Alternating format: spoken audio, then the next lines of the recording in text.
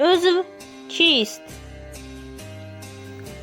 آن قسمی رستنی که شکل و ساختار خاصی داشته فونکسیای مخصوص را اجرا می کند عضو نامیده می شود.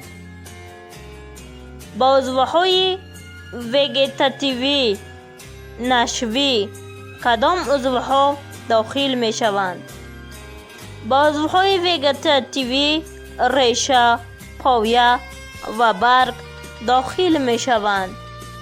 با عضوهای گنراتیوی یا رپرودوکتیوی کدام عضوها داخل می شوند؟ با عضوهای گنراتیوی گل، میوه و تخم داخل می شوند.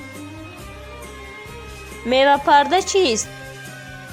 دیواره سبزیده و تغییر یافته گورک را میوه پرده می نامند.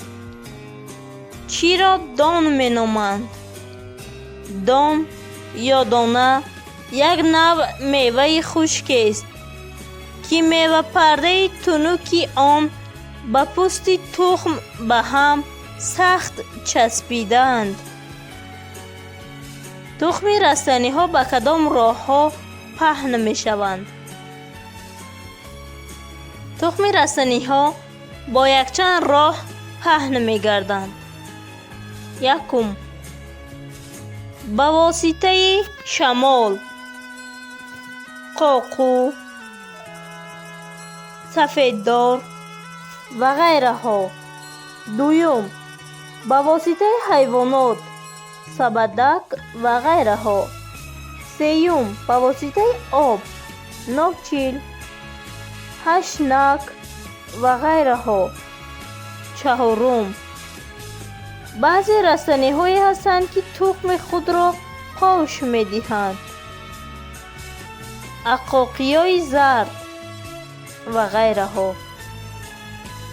کدام ریشه را ریشه اساسی می نامند؟ ریشه که از جنین تخم انکشاف می یابد ریشه اساسی می نامند.